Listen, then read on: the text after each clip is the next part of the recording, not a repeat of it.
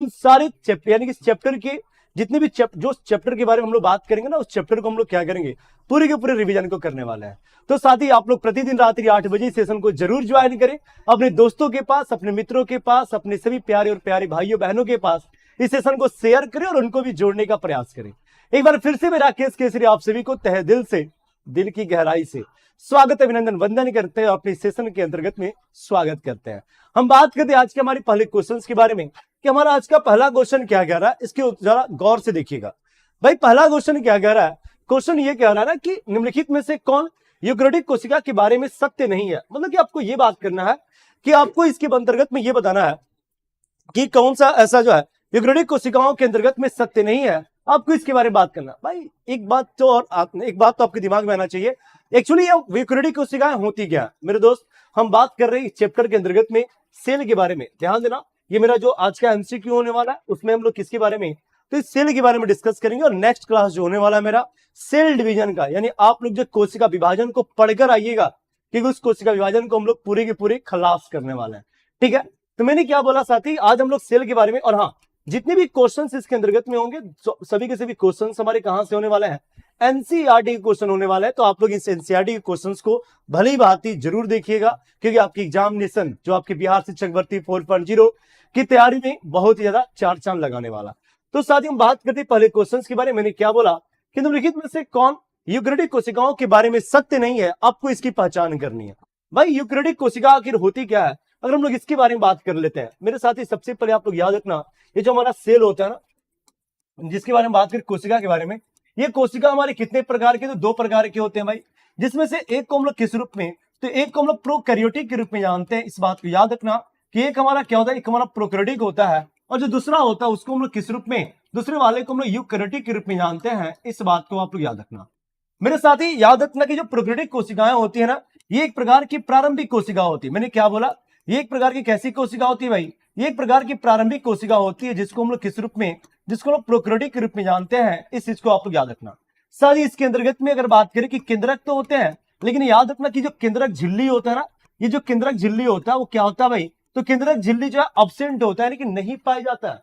यानी वो बोल सकते एक प्रकार की प्रारंभिक कोशिका है जिसके अंतर्गत में केंद्रक झिल्ली नहीं पाया जाता। लेकिन हम लोग यूकेरियोटिक के बारे में चर्चा करते थे, याद रखना ये एक प्रकार की कैसी कोशिका है भाई, तो ये एक प्रकार की विकसित कोशिका है। इस बात को आप लोग याद रखना। मैंने क्या बोला, एक बार ध्यान से सुनना, ये एक प्रकार की विकसित कोशिका है, और इसकी जो केंद्रक झिल्लियां होती है ना, इसके हम लोग केंद्रक झिल्ली के बारे में बात करते हैं, तो वो केंद्रक झिल्ली इसमें अंतर्गत है, इसके अंतर्गत में पाया जाता है। इस बात को भी जानना मेरे साथी। ये हम बात कर रहे हैं कोशिका के बारे में।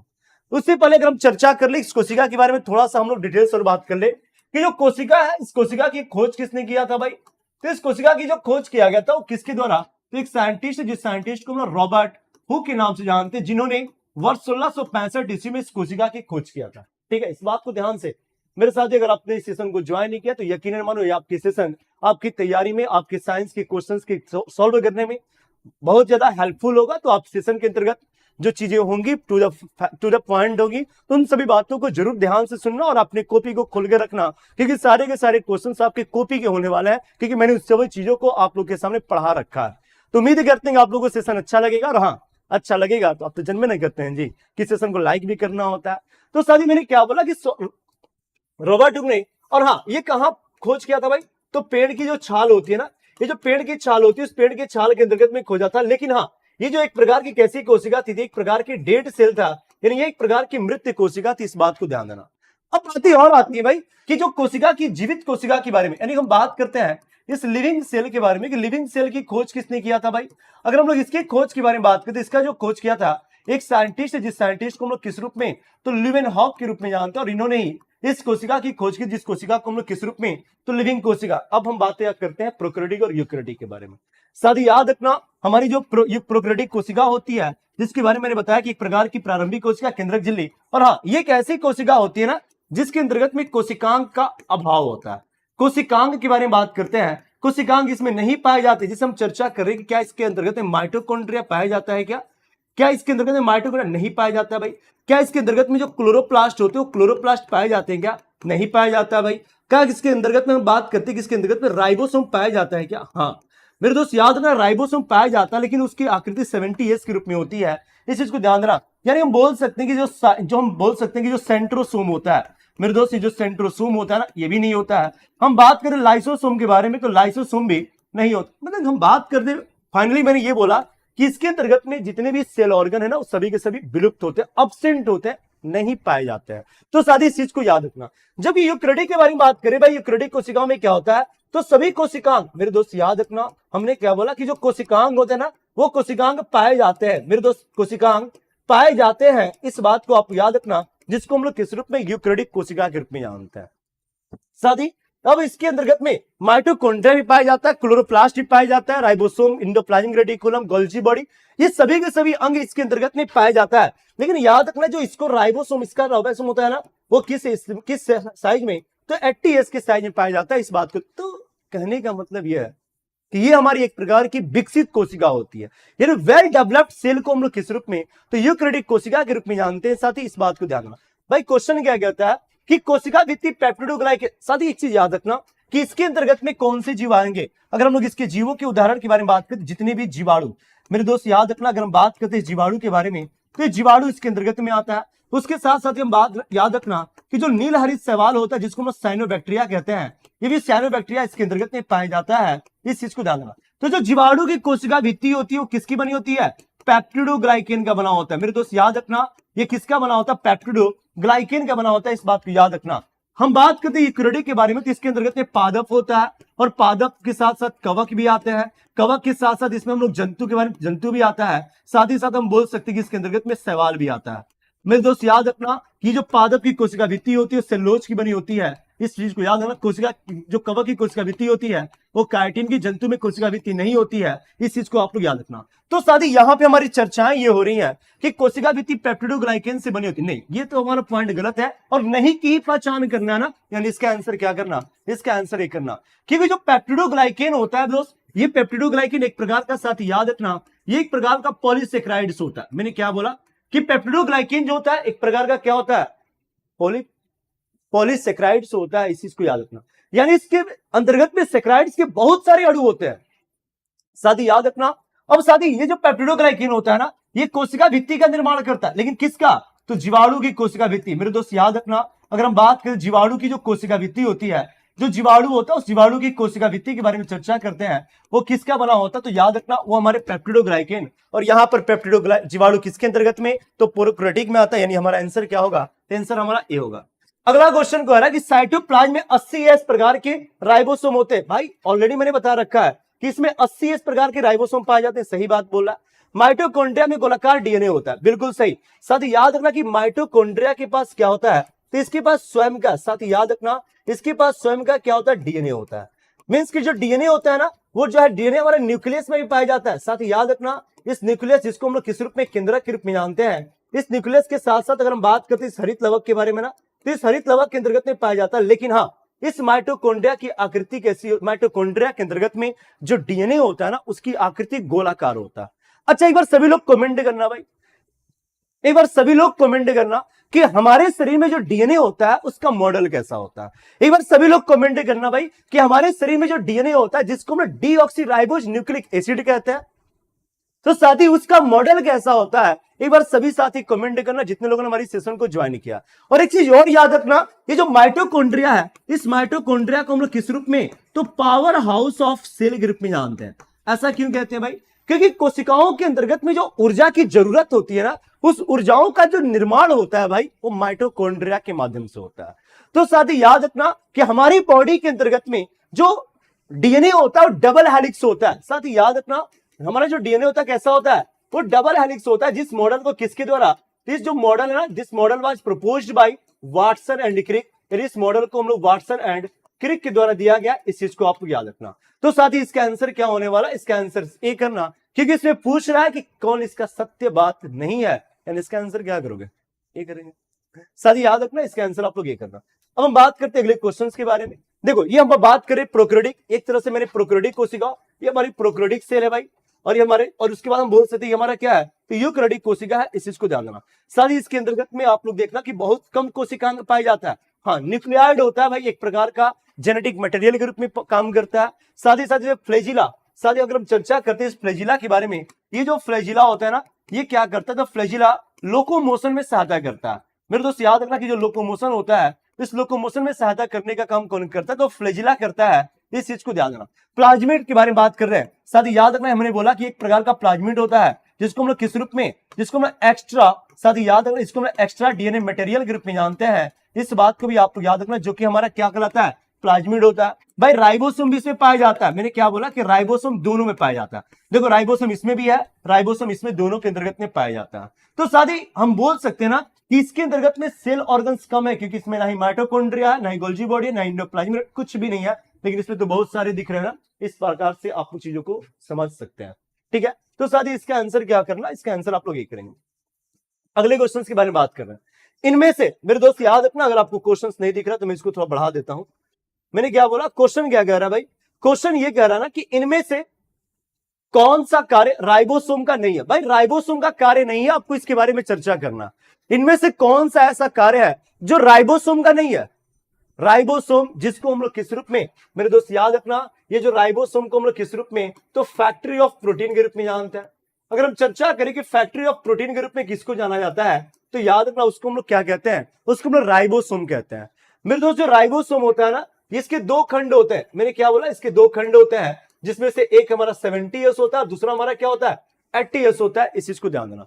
जो राइबोसोम होते हैं भाई, ये दोनों कोशिकाओं में पाए जाते हैं। मैंने क्या बोला, ये प्रोकैरियोटिक के साथ साथ, मैंने क्या बोला साथी, ये प्रोकैरियोटिक के साथ साथ यूकैरियोटिक जो दोनों कोशिकाएं होती हैं, इस दोनों कोशिका यूकैरियोटिक के अंतर्गत में पाया जाता है। इस बात को याद रखना। अब देखो बात क्या क्वेश्चन पूछ रहा है। क्वेश्चन क्या पूछ रहा है भाई कि कौन सा कार्य इसमें राइबोसोम का नहीं है? पहला बोल रहा है कि यह प्रोटीन के अणुओं के निर्माण में सहायता करता है। बिल्कुल है भाई। कौन सा कार्य नहीं पूछ रहा, तो ये तो कार्य है। दूसरा बोल रहा है कि यह इंजाइमों के निर्माण में सहायता करता है। बिल्कुल बात सही है, क्योंकि जितने भी इंजाइम्स होते हैं दे ऑल आर प्रोटीन। सभी के सभी इंजाइम्स क्या होते हैं भाई? तो प्रोटीन्स होते हैं। इस चीज को याद रखना। तीसरा बोल रहा है कि यह हार्मोन के निर्माण में सहायता नहीं, ये हार्मोन के निर्माण नहीं करता है। साथ ही साथ यह स्टार्च अणुओं के निर्माण में सहायता नहीं। तो साथ ही याद रखना, इसका तीसरा और जो चौथा कार्य होता है ना, वो इसका कार्य नहीं है। इस बात को याद रखना। मैंने क्या बोला साथी कि इसमें से क्वेश्चन क्या कर रहा है कि राइबोसोम का कार्य कौन सा नहीं है, यानी कि 3 और 4 नहीं है, यानी इसका आंसर क्या करोगे? तो इसका आंसर आप लोग सी करना। अब साथी याद रखना, मैंने आपको क्या बताया था इस राइबोसोम के बारे में? मैंने आपको चर्चा किया था किसके बारे में? इस राइबोसोम के बारे में। तो ध्यान देना, this ribosome is also called as factory of protein. यानी इस राइबोसोम को हम लोग क्या कहते हैं भाई? इस राइबोसोम को हम लोग किस रूप में? तो फैक्ट्री ऑफ प्रोटीन कहते हैं, क्योंकि इस राइबोसोम का जो निर्माण होता है ना, हमारे इसके अंतर्गत में प्रोटीन का निर्माण होता है। साथ ही राइबोसोम के बारे में मैंने बताया कि राइबोसोम की खोज किसने किया था। अगर इसकी खोज के बारे में बात करते हैं तो सबसे पहले जय पैलाडे नामक साइंटिस्ट के द्वारा इसको सबसे पहले जंतु कोशिकाओं के अंतर्गत में देखा गया था। साथ ही वही राइबोसोम है जो कि, यानी हम बोल सकते हैं, जो कि झिल्ली विहीन होती है। झिल्ली विहीन कहने का मतलब, झिल्ली विहीन होता है, इसके कहने का मतलब ये होता है कि ये जब मेम्ब्रेन लेस होता है। मैंने क्या बोला साथी, ये क्या होता है? ये मेम्ब्रेन लेस होता है। इस चीज को भी आप लोग याद रखना। हम बात करें किसके बारे में? तो इस राइबोसोम के बारे में बात कर रहे हैं। साथ ही याद रखना, इस राइबोसोम हमारे एक 70S होता है और एक 80S के रूप में होता है। लेकिन ध्यान देना, अगर 70S के दो खंडों के बारे में बात करते थे, एक बार सभी लोग कमेंट करना कि जो 70S वाले राइबोसोम होते हैं उसके दो खंड कौन कौन से होते हैं? जो 70S वाले राइबोसोम होते हैं वो दो खंड वाले कौन कौन से होते हैं? एक बार सभी लोग कमेंट करना। बाकी के मैंने आप लोगों के सामने इस राइबोसोम के बारे में चर्चा किया। साथ ही याद रखना, ये जो राइबोसोम होता है ना, अगर हम बात करते हैं ये इंडोप्लाज्मिक, मेरे दोस्त याद रखना, ये जो इंडोप्लाज्मिक रेटिकुलम होता है, जो इंडोप्लाज्मिक रेटिकुलम होता है, इंडोप्लाज्मिक, अगर हम रेटिकुलम के बारे में बात करते हैं, इस इंडोप्लाज्मिक रेटिकुलम के ऊपर पाया जाता है। इसलिए उस इंडोप्लाज्मिक रेटिकुलम को हम लोग किस रूप में? तो रफ इंडोप्लाज्मिक रेटिकुलम के रूप में जानते हैं। इस बात को भी आप लोग याद रखना। और यह वही इंडोप्लाज्मिक रेटिकुलम है जो कि हमारे प्रोटीन के निर्माण में सहायता कराने में सहायता, यानी उसमें सहायता करता है। तो साथ ही याद रखना, हमने क्या बोला राइबोसोम के बारे में। तो साथ ही एक बार सभी लोग, मैंने क्वेश्चन क्या किया कि जो राइबोसोम के दो खंड होते हैं वो 30 तथा 50S के रूप में होते हैं। इस चीज को ध्यान देना।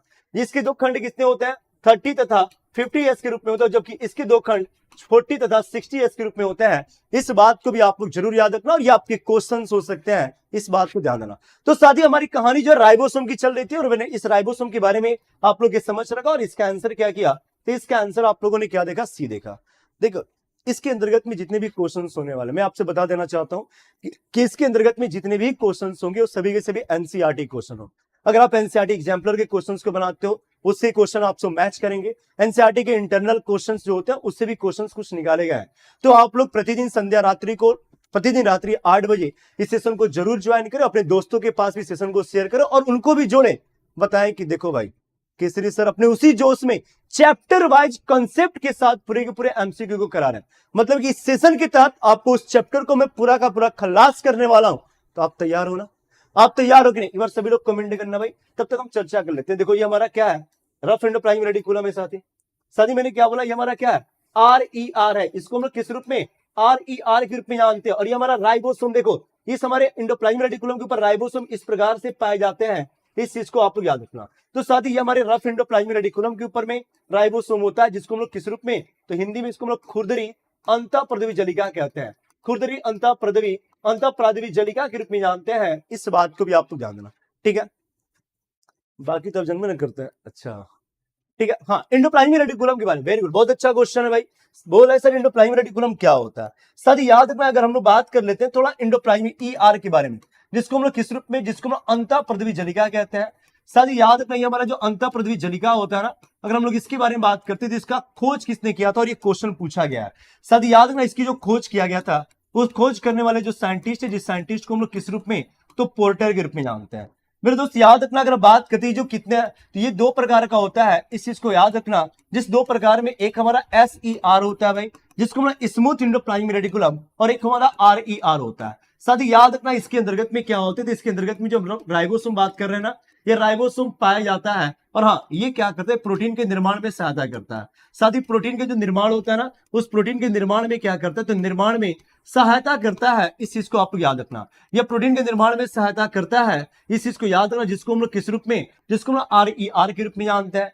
मेरे दोस्तों SER के बारे में चर्चा करते हैं, तो क्या इसके ऊपर राइबोसोम पाया जाता है क्या इसके ऊपर राइबोसोम तो नहीं पाया जाता है। तो साथ ही आखिर करता क्या है, तो मेरे दोस्त याद रखना कि जो लिपिड्स होते हैं ना, लिपिड्स के बारे में बात करते हैं कि जो साथ ही याद, जो लिपिड्स होते हैं, इस लिपिड्स के निर्माण में, जो लिपिड्स जो वसा का एक स्टैंडर्ड नाम होता है, इस लिपिड्स के निर्माण में क्या करता है दोस्त, तो याद रखना मेरे साथी, निर्माण में सहायता करता है। जिसको हम लोग किस रूप में, जिसको हम लोग SER के रूप में जानते हैं। इस चीज को आप याद रखना, जिसको हम लोग स्मूथ इंडोप्लाज्मिक रेटिकुलम कहते हैं। तो यही हमारा R। साथ ही अगर हम लोग इसकी आकृति के बारे में चर्चा करते हैं, इसकी जो आकृति होती है अनियमित होती है। इसकी आकृति इरेगुलर होता है, अनियमित होता है, यानी इरेगुलर होता है। इस बात को ध्यान देना मेरे साथ ही। अगर हम बात करते हैं किसके साथ, तो ये केंद्रक के साथ जुड़े होते हैं। साथ ही याद रखना कि किसके साथ, तो केंद्रक के साथ क्या होता है भाई, तो केंद्रक के साथ जुड़ा होता है। इस बात को भी आप लोग जरूर याद रखना। हम बात करें किसके बारे में, तो हम बात कर रहे हैं इस इंडोप्लाज्मिक रेटिकुलम के बारे में। सर बहुत बट आज ठीक हो आप राइबोसोम को, ठीक है भाई, राइबोसोम का संश्लेषण और वही सेम चीज होता है, ठीक है। अगले क्वेश्चन के बारे में बात करें। अगला क्वेश्चन देखो, जो राइबोसोम के लिए सत्य नहीं है उसकी चुनना है भाई। अब आप लोग इसके बारे में चुनोगे, मैं नहीं चुनने वाला हूं, क्योंकि मैंने अभी जस्ट इसके बारे में डिटेल्स तरीके से बताया। अच्छा, मजा नहीं आ रहा है क्या सेशन में? लग नहीं रहा है, जोश नहीं लग रहा आप लोग के साथ, जोश नहीं लग रहा है भाई, सच्ची बता रहे हैं, जोश नहीं लग रहा, दिल से मैं बता रहा हूं। मैंने बहुत ज्यादा इसके ऊपर मेहनत किया। मैंने बोला कि नहीं, अब जो है, जो मैंने वादा किया था उस वादे को पूरा करने का समय आ चुका है। क्योंकि आपको पता है कि बिहार शिक्षक भर्ती का मतलब ही होता है द ऑफिसर्स एकेडमी। साथ ही शिक्षक भर्ती का मतलब द ऑफिसर्स एकेडमी, यानी कि हम जो है, आप लोग, मैं नहीं, मेरी सारी टीम आप लोग के साथ जुड़ चुकी है, क्योंकि आपको अब की बार बेड़ा पार कराना है। तो साथ ही एक बार अपनी कमर को फिर से कस लो, क्योंकि द ऑफिसर्स एकेडमी की सारी टीम आप लोग की इस तैयारी के लिए तैयार हो चुकी है। अब बारी आपकी है। और जब हम और आप मिलेंगे ना, जब मेहनत दोनों तरफ से होगा, तो रिजल्ट तो बेटर होगा। आप तो जन्म नहीं करते हैं जी। तो साथ ही अगर आपको सेशन अच्छा लग रहा है तो एक बार सेशन को लाइक कर देना भाई। और हाँ, जो लोग लाइक कर दिए हैं, तो एक बार सेशन को, कमेंट सेक्शन को पूरे लाल कर देंगे सभी लोग। अगला क्वेश्चन मैंने क्या बोला कि जो राइबोसोम के लिए सत्य नहीं है उसको जो चुनना है, उसको सेलेक्ट करना है। ध्यान देना, ये एनसीईआरटी क्लास 11th का क्वेश्चन है। क्वेश्चन क्या कह रहा है कि मोड ऑफ टू सब यूनिट्स, यानी इसकी दो उप इकाइयां होती है। बिल्कुल सही बात बोल रहा है, एक 70s होता है, दूसरा हमारा 80s होता है। अब आपको कि सर राइबोसोम भाई, राइबोसोम से क्वेश्चन क्रिएट ज्यादा होता है।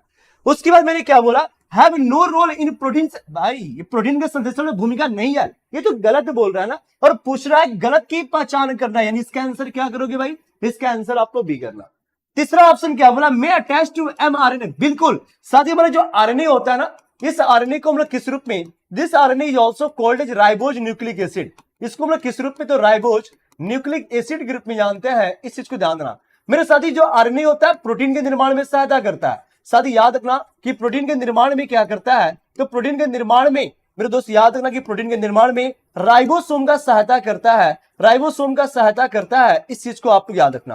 प्रोटीन के निर्माण में राइबोसोम का सहायता करता है, इस चीज को आपको याद है, जिसको हम लोग किस रूप में, आरएनए के रूप में जानते हैं। मेरे दोस्त अगर हम चर्चा कर लें इस आरएनए के बारे में, ये आरएनए हमारे 3 प्रकार के होते हैं। कितने प्रकार के? 3 होता है। एक हमारा एमआरएनए होता है, जिसका मतलब होता है मैसेंजर। दूसरा जो पहला हमारा हो गया। दूसरा अगर बात करें दूसरे वाले को हम टीआरएनए के रूप में जानते हैं, जिसको हम ट्रांसफर आरएनए कहते हैं। और जो तीसरा होता है उसको हम किस रूप में, आरआरएनए, यानी कि उसको हम राइबोसोमल आरएनए कहते हैं। तो साथ ही एमआरएनए भी हमारा किसके साथ, तो राइबोसोम के साथ जुड़े होते हैं। राइबोसोम के साथ जुड़े होते हैं मेरे दोस्त, इस बात को भी आप लोग याद रखना। ये राइबोसोम के साथ जुड़े होते हैं, इस चीज को याद रखना। यानी इसका आंसर क्या करना कि कौन सत्य नहीं है, इसके बारे में बात करना। मेरे दोस्त एक चीज और याद रखना कि जो राइबोसोम के साथ हमारे आरएनए जुड़े होते हैं उसे क्या कहा जाता है, एक बार सभी लोग कमेंट करना भाई, क्योंकि इसके बारे में मैंने बता रखा है। तो इसका आंसर क्या करना है, इसका आंसर आप लोग भी करोगे। साथ ही हम लोग चर्चा कर रहे थे आरएनए के बारे में। ये जो आरएनए का जो निर्माण होता है ना, इस आरएनए का अगर हम लोग निर्माण के बारे में बात करते हैं, इस आरएनए का निर्माण पॉलीन्यूक्लियोटाइड्स के द्वारा होता है। पॉलीन्यूक्लियोटाइड्स के द्वारा होता है, इस चीज को आप लोग याद रखना। भाई आप कहोगे कि पॉलीन्यूक्लियोटाइड्स क्या होता है, जाहिर सी बात है ना, आपको कहना चाहिए। अगर नहीं बोल रहे इसका मतलब कि आप सिर्फ देख रहे हो। साथ ही याद रखना पॉलीन्यूक्लियोटाइड्स के बारे में बात करते हैं। इसके अंतर्गत में एक शर्करा पाई जाती है।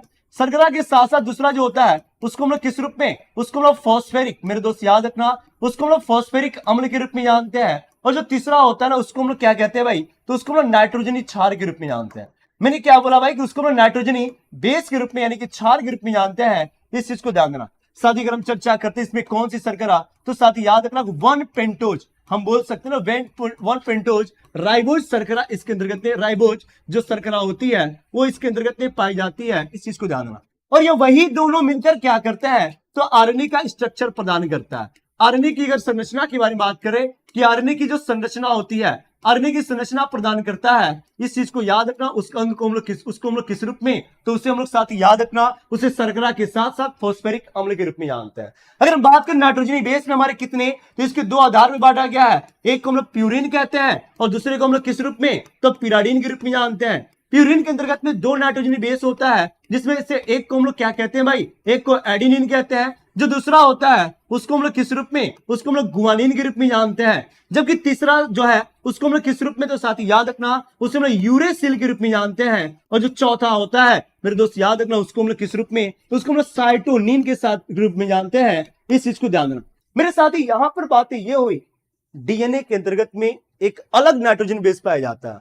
अच्छा कौन सा नाइट्रोजन बेस पाया जाता है जो आरएनए में नहीं पाया जाता? डीएनए में ऐसा कौन सा नाइट्रोजनी बेस पाया जाता है जो कि आरएनए में नहीं पाया जाता है, आपको इसके बारे में बताना है, क्योंकि ये क्वेश्चन बहुत ज्यादा इंपॉर्टेंट है और बहुत ज्यादा चर्चित भी है। हमेशा चर्चा में रहा है, आज तक पे, एबीपी न्यूज पे, सब जगह इस टाइप के क्वेश्चंस को देखे गए।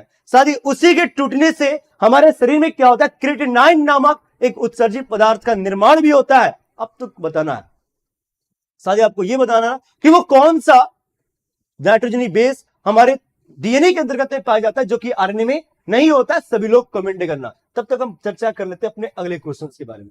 अगला क्वेश्चन है कि इनमें से किसका संबंध अंतःप्रदेश जलिका से नहीं है। भाई अंतःप्रदेश जलिका से नहीं है, इसके बारे में क्वेश्चन पूछ रहा है कि अंतःप्रदेश जलिका के साथ नहीं है, उसका संबंध आपको बताना है। चलो वेरी गुड, बहुत अच्छा, लोगों का आंसर आ रहा है थायमिन होता है। मेरे दोस्त ध्यान देना कि थायमिन नामक जो हमारा नाइट्रोजनी क्षार होता है ना, वो डीएनए में पाया जाता है, ना कि आरएनए में पाया जाता है। यानी आरएनए में उस थायमिन की जगह पर क्या होता है, तो यूरेसिल होता है। आरएनए में क्या होता है, उस थायमिन के ऊपर क्या होता है, यूरेसिल होता है। इस चीज को जरूर याद रखना। और साथ ही क्वेश्चन तो बन रहा है ना, क्वेश्चन तो बन रहा है कि नहीं? क्वेश्चन अगर बन रहा है तो यकीनन मानो आपकी तैयारी बहुत अच्छी चल रही। और क्यों नहीं चलेगी भाई, क्योंकि द ऑफिसर्स एकेडमी आपके साथ है और ऊपर से केसरी सर तो आप जन्म न करते हैं जी। तो साथ ही अगला क्वेश्चन क्या कर रहा है कि अंतःप्रदेश जलिका कौन सी, मैंने इसके बारे में चर्चा कर रखा है ऑलरेडी। अब देखो ऑप्शन में क्या करता है, यह केंद्रक तथा कोशिका द्रव के बीच प्रोटीन के लिए अभिगमन चैनल की तरह कार्य करता है। बिल्कुल करता है भाई, कौन नहीं है पहचान करना है। यह कोशिका द्रव के विभिन्न क्षेत्रों के बीच पदार्थों को पहुंचाता है, ये भी बात सही है भाई। तीसरा बोला कि ऊर्जा का उत्पादन, अरे तेरी तो ये नहीं है। मेरे साथ ही याद रखना, ये ऊर्जा का जो उत्पादन करता है वो कौन करता है भाई, तो उसको हम माइटोकॉन्ड्रिया के रूप में जानते हैं ना। ये माइटोकॉन्ड्रिया जो कि हमारे शरीर में ऊर्जाओं का निर्माण करता है, इस चीज को याद रखना। यानी इसका आंसर क्या होने वाला है, तो इसका आंसर आप लोग सी करना। इसका आंसर क्या करना दोस्त, तो इसका आंसर सी करना, यानी कि यह हमारे माइटोकॉन्ड्रिया ऊर्जा का निर्माण करता है, ना कि एंडोप्लाज्मिक रेटिकुलम करता है। चलो चर्चा कर लेते हैं माइटोकॉन्ड्रिया के बारे में। मेरे दोस्त माइटोकॉन्ड्रिया से हमारे बहुत सारे क्वेश्चन पूछे जाते हैं। अब माइटोकॉन्ड्रिया से क्वेश्चन से हम बात करें कि इसकी खोज सबसे पहले किसने किया था, दोस्त याद रखना इसकी खोज के साथ बहुत ही विवाद है। कोई कहता है कि कोलिफर ने किया है, हम भी यही कहते हैं, क्योंकि 1880 ईस्वी में इन्होंने देखा था और हमारा एनसीईआरटी भी कोलिफर ही बताता है। लेकिन इस बात की पुष्टि अल्टमेन के द्वारा बताया गया था कि हमारे शरीर में एक अंग है जहां पर ऊर्जाओं का निर्माण होता है। भाई जो इसका जो नामकरण किया गया था ना, अगर हम लोग इसके नामकरण के बारे में चर्चा करते हैं, इसका जो नामकरण किया गया था एक साइंटिस्ट है, जिस साइंटिस्ट को हम लोग बेंडा के नाम से जानते हैं। और इस माइटोकॉन्ड्रिया के अंतर्गत में क्या होता है मेरे दोस्त, याद रखना इसके अंतर्गत में एरोबिक रिस्पायरेशन होता है। साथ ही एरोबिक रिस्पायरेशन जिसको हम लोग किस रूप में, जिसको हम लोग वायवीय श्वसन कहते हैं मेरे दोस्त, जिसको हम लोग किस रूप में, जिसको हम लोग वायवीय श्वसन के रूप में जानते हैं, इस चीज को याद रखना। और हाँ, इस वायवीय श्वसन के दौरान क्या होता है, वायवीय श्वसन किसे कहते हैं, तो वैसा श्वसन जो ऑक्सीजन की क्या होता है भाई, जो ऑक्सीजन की उपस्थिति में होता है ना, उस प्रकार के श्वसन को हम लोग किस रूप में, तो वायवीय श्वसन कहते हैं। और इसमें क्या होता है भाई, तो जो हमारा ग्लूकोज होता है, ये ग्लूकोज ऑक्सीजन के साथ जुड़ता है और जुड़ने के बाद CO2 के साथ H2O और हमें एटीपी के रूप में क्या देता है, तो ऊर्जा प्रदान करता है। इस बात को याद रखना। अच्छा एक बार कमेंट करना भाई, एक बार सभी लोग कमेंट करना कि ऊर्जा की मुद्रा किसे कहते हैं, ऊर्जा की मुद्रा किसे कहते हैं, एक बार सभी लोग कमेंट करना। मेरे दोस्त माइटोकॉन्ड्रिया के बारे में चर्चा करते हैं तो साथ ही याद रखना ये डबल लेयर मेम्ब्रेन, इसके ऊपर क्या होता है, इसके ऊपर डबल लेयर मेम्ब्रेन होता है, इस बात को भी आप लोग याद रखना। साथ ही जो डबल लेयर मेम्ब्रेन में कौन कौन सा, तो एक जो संकीर्ण लेयर होता है जिसको हम लोग किस रूप में, उसको हम लोग क्रिस्टी के रूप में जानते हैं, इस चीज को ध्यान। जो दूसरा होता है उसको हम लोग किस रूप में, तो मेडुला के रूप में जानते हैं, इस बात को भी आप लोग याद रखना। साथ ही हम चर्चा करें किसके बारे में, इस माइटोकॉन्ड्रिया के बारे में, तो इसके बारे में अलग अलग वैज्ञानिकों ने अपना अलग अलग मंतव्य दिया। साथ ही याद रखना अगर हम बात करें इसका डबल लेयर, इसके ऊपर मेम्ब्रेन होता है, और हाँ जो डबल लेयर मेम्ब्रेन होता है ना हमारे केंद्रक पर भी होता है, तो इसमें कुछ नया बात नहीं है, केंद्रक पर भी होता है और साथ ही साथ जो न्यूक्लियस होते हैं उस पर भी होता है। मेरे दोस्त याद रखना मैंने क्वेश्चन किया था कि ऊर्जा की करेंसी किसे कहते हैं, यानी हम बोल सकते हैं ना करेंसी ऑफ एनर्जी के बारे में बात करते हैं, ऊर्जा की मुद्रा के रूप में बात करते हैं, वो किसे कहा जाता है, तो याद रखना उससे हम लोग क्या कहते हैं, उससे हम लोग एटीपी कहते हैं, उससे हम लोग क्या कहते हैं भाई, उसे एटीपी कहते हैं। और याद रखना जब ग्लूकोज का संपूर्ण विघटन होता है तो हमें 38 एटीपी का प्रदान होता है, और हाँ इसमें 6 कार्बन 6 ऑक्सीजन कुछ इस प्रकार से हमारे मर्ज होता है। तो साथ ही इस एटीपी को एडिनोसिन ट्राइफॉस्फेट कहा जाता है, इस एटीपी को एडिनोसिन ट्राइफॉस्फेट कहा जाता है, इस बात को ध्यान रखना। ठीक है, इसका आंसर क्या करना, इसका आंसर आप लोग सी करेंगे। अगले क्वेश्चन के बारे में बात करें, देखो ये हमारा क्या है, एंडोप्लाज्मिक रेटिकुलम के बारे में क्वेश्चन था, तो उसी से संबंधित हमारा फिगर है जिसको हमारा RER है, हमारा RER देखो कितना है, रफ है ना। और ये हमारा क्या है भाई, ये हमारा स्मूथ एंडोप्लाज्म SER है, ये पूरा का पूरा चिकना है, क्योंकि इस पे राइबोसोम है ही नहीं, क्योंकि इस पे राइबोसोम नहीं होता, इसलिए पूरा का पूरा क्या है, चिकना है।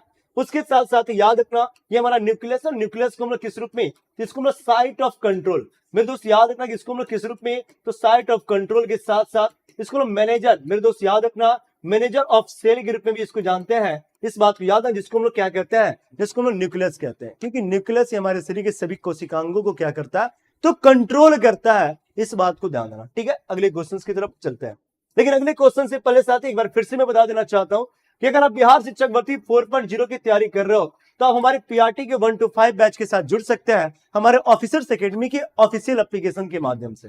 साथ ही बैच जिसमें आपको अलग अलग सब्जेक्ट के अलग अलग एक्सपर्ट मिलने वाले हैं, जिसमें मैं भी आपके साथ रहूंगा, ये बैच की शुरुआत हो चुकी है, बस आपकी तैयारी।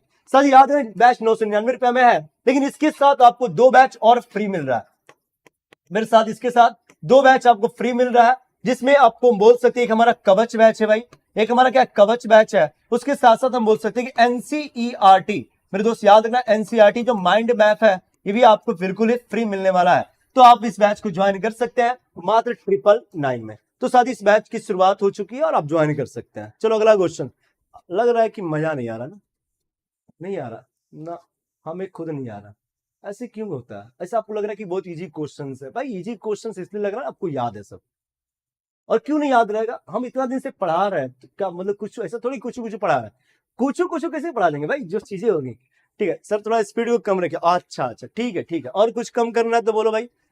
फर्स्ट ईयर में सर हम सीटेट पास कर लिए थे, अपीयरिंग में सर 2022-24। चलो वेरी गुड, बहुत अच्छा, बेस्ट ऑफ लक। आप जो है इस बार क्या करने वाले हो, तो इस बार जो बिहार शिक्षक भर्ती में आपकी सफलता भी होने वाली। माता रानी से हमारा यही अनुरोध होगा कि हमारे साथ जितने भी साथी, जितने भी मेरे प्यारे और प्यारी सेशन को ज्वाइन करके मन से दिल से पढ़ रहे ना, उन सबका सिलेक्शन इस बार हो जाए। लेकिन हाँ, द ऑफिसर्स एकेडमी का झंडा हर जगह लहराना चाहिए। पूरे बिहार में लगभग 95% बिहार में के स्कूलों में अपना द ऑफिसर्स एकेडमी का झंडा है, और बाकी 5% में आप लोग लहरा दो। लहरा रहे हो ना? कितने लोग इस बार सिलेक्शन को दे रहे? सभी लोग कमेंट करना, यस सर इस बार सिलेक्शन मैं दूंगा। ठीक है, यही वाला लूंगा। अगला क्वेश्चन है कि पादप पौधे की छलनी ट्यूब कोशिकाएं और अधिकांश स्तनधारी एरिथ्रोसाइट की एक समान विशेषता होती है। भाई समान विशेषता के बारे में आपको बात करना, ठीक है। मेरे साथ ही याद रखना, हम बात करें किसके बारे में, कि जो प्लांट के अंतर्गत में एक सिव सेल होता है। भाई प्लांट के अंतर्गत में क्या होता है? एक सिव सेल होता है, याद रखना, जिसको हम लोग छलनी कोशिका के रूप में जानते हैं। और हम बात करते हैं किसके बारे में? हम बात करें एरिथ्रोसाइट। मेरे दोस्त याद रखना, हम चर्चा करें एरिथ्रोसाइट के बारे में। और यह एरिथ्रोसाइट किसको कहा जाता है? आरबीसी को कहा जाता है, रेड ब्लड सेल। आपको ये बताना ना, इन दोनों में क्या समानताएं होती हैं, इन दोनों में क्या समानताएं होती हैं। आप लोग सभी लोग कमेंट करना भाई, सभी लोग कमेंट करना। क्या माइटोकॉन्ड्रिया की अनुपस्थिति? नहीं, माइटोकॉन्ड्रिया दोनों में होता है भाई, माइटोकॉन्ड्रिया दोनों में होता है। ये समानता, ये जो है समान विशेषता नहीं है, इस बात को हम बोल सकते हैं। सेल दीवार की उपस्थिति नहीं, साथ ही याद रखना, जो सेल की दीवार होती है ना, ये सिर्फ और सिर्फ किसमें पाया जाता है? सिर्फ और सिर्फ सिव सेल में पाया जाता है। अगर हम लोग बात करते हैं कि क्या ये आरबीसी में पाया जाता है, तो आरबीसी में नहीं पाया जाता। हीमोग्लोबिन, भाई हीमोग्लोबिन सिर्फ और सिर्फ किसमें होता है? ये आरबीसी में होता है। क्या ये सिव सेल में पाया जाता है क्या? तो सिव सेल के अंतर्गत में नहीं होता है, यानी इसका आंसर क्या करना? इनमें से कोई नहीं। देखो विशेषता क्या है, समानता क्या है, आपको इसके बारे में बात करना। समानता क्या है आपको इसके बारे में, मैंने क्या बोला साथी, कि एक हमारा क्या है भाई, एक हमारा सिव सेल है। लेकिन सबसे पहले आपको सिव सेल के बारे में जानना होगा कि होता क्या है। दोस्त याद रखना कि प्लांट के अंतर्गत में एक सेल, एक उत्तक होती है, जिस उत्तक को हम लोग किस रूप में, जिस उत्तक को हम लोग फ्लोएम टिश्यू के रूप में जानते हैं। मेरे दोस्त याद रखना, ये वही फ्लोएम टिश्यू है जिसके अंतर्गत में 4 प्रकार की कोशिकाएं होती हैं। 4 प्रकार की क्या होती है भाई? तो इसके अंतर्गत में 4 प्रकार की कोशिका होती है। इस चीज को आप याद रखें, जिसको हम लोग किस रूप में, जिसको हम लोग फ्लोएम उत्तक के रूप में जानते हैं। सर ये वही उत्तक है जो आहार या फिर हम बोल सकते हैं कि जो प्रकाश संश्लेषी उत्पाद होता है ना, आहार या फिर हम बोल सकते हैं कि जो प्रकाश संश्लेषी उत्पाद होता है, इस प्रकाश संश्लेषी उत्पाद का क्या करता है भाई? उत्पाद का परिवहन करता है। इस बात को आप लोग याद रखना, परिवहन करता है, इस बात को आप लोग याद रखना। अच्छा एक बार कमेंट करना, तो ये एक दिशीय होता है कि द्विदिशीय जो है परिवहन करता है? साथ ही याद रखना, इसमें 4 प्रकार की कोशिकाओं में से हम कौन कौन सा होता है? तो एक हमारा सखी कोशिका होती है भाई, एक को हम लोग किस रूप में, एक को हम लोग सखी कोशिका के रूप में जानते हैं, जो पहला हो गया। दूसरे अगर कोशिका के बारे में बात करें, दूसरे वाले को छलनी या फिर चलनी कोशिका के रूप में जानते हैं, ये हमारा छलनी या चलनी कोशिका होती है। जो तीसरा होता है उसको हम लोग किस रूप में, तो उसे हम लोग फ्लोएम पेरेन्काइमा के रूप में जानते हैं। मेरे दोस्त याद रखना, उसे हम लोगों ने क्या बोला, उसे हम लोग फ्लोएम पेरेन्काइमा के रूप में जानते हैं, इस चीज को याद रखना। और जो चौथा होता है उससे हम लोग किस रूप में, उसे हम लोग फ्लोएम रेसा के रूप में जानते हैं, इस चीज को याद। मतलब 4 प्रकार की कोशिकाएं। अब देखो यहाँ पर छलनी जो कोशिका है ना, उसी को सिव सेल कहते हैं। मेरे दोस्त याद रखना कि सिव सेल के अंतर्गत में क्या होता है, इसके अंतर्गत में यानी कि बिना दिमाग की कोशिका होती है। मेरे दोस्त याद रखना, अगर हम बात करें कि बिना दिमाग की कोशिका के रूप में, कि बिना दिमाग की कोशिका के रूप में किसको जाना जाता है? बिना दिमाग की कोशिका, यानी हम बोल सकते हैं कि इसके अंतर्गत में जो न्यूक्लियस होता है ना, ये न्यूक्लियस नहीं पाया जाता है। इस बात को जानना, इसके अंतर्गत में न्यूक्लियस नहीं होता है दोस्त, इस बात को जरूर याद रखना। और हाँ, ये जो फ्लोएम होता है ये द्विदिशीय होता है। यह क्या करता है भाई? तो ये द्विदिशीय परिवहन करता है। इस बात को आप लोग याद रखें, जिसको हम लोग किस रूप में, फ्लोएम के रूप में जानते हैं। चलो अब चर्चा कर लेते हैं इस आरबीसी के बारे में। मेरे दोस्त याद रखना कि स्तनधारी के शरीर में आरबीसी एकमात्र ऐसी कोशिका है, स्तनधारी यानी कि मैमलियंस के बॉडी के अंतर्गत में आरबीसी एकमात्र ऐसी कोशिका है ना, जिसके पास दिमाग नहीं है। दिमाग नहीं का मतलब न्यूक्लियस ही नहीं होता है, इस बात को याद रखना। यानी बोल सकते इसको भी हम लोग क्या कहते हैं, इसके पास भी न्यूक्लियस नहीं होता, एकमात्र ऐसी कोशिका होती है। यानी यह हमारी समानता है, ये दोनों के दोनों क्या है, बिना दिमाग की है। जानते हैं ना, यानी कि बिना दिमाग का मतलब इसको कंट्रोल करने वाला कोई है ही नहीं। हमारी बॉडी को कंट्रोल कौन करता है? हमारा दिमाग करता है भाई। अगर दिमाग खराब हुआ तो कुछ कर लेंगे, दीवार में लड़ा लेंगे सर अपना। तो साथ ही याद रखना कि दिमाग, इसके दोनों के अंतर्गत में नहीं पाया जाता, इसलिए कहा जाता है दोनों की क्या है, समानताएं होती हैं। साथ ही याद रखना, हम बात करें इस आरबीसी के बारे में ना, ये आरबीसी क्या करता है, ऑक्सीजन का परिवहन करता है। हमारे शरीर में ऑक्सीजन के परिवहन के लिए उत्तरदायी ब्लड का कार्पल्स कौन है? साथ ही याद रखना, 5 से 6 मिलियन इसकी संख्या हमारे शरीर में होती है, ये वही आरबीसी है। साथ ही याद रखना, जिसके अंतर्गत में क्या होता है, जिसके अंतर्गत में हीमोग्लोबिन पाया जाता है, हीमोग्लोबिन पाया जाता है, इस बात को याद रखना। और इसी हीमोग्लोबिन के उपस्थिति से ये हमारा आरबीसी पूरे लाल लाल होता है। क्या होता है भाई? तो लाल लाल होता है, इस चीज को आप लोग ध्यान देना। अच्छा, एक बार ध्यान देना, एक बार सभी लोग कमेंट करना, ये जो हीमोग्लोबिन होता है उसका प्राकृतिक कलर कैसा होता है? क्या ये पूरा वाकई में लाल होता है क्या? एक बार सभी लोग कमेंट करना। और हाँ, ये ऑक्सीजन का परिवहन करता है तो 98%, 2% किसको दे देता है? प्लाज्मा को। ले रे भाई, तू अपना परिवहन कर ले।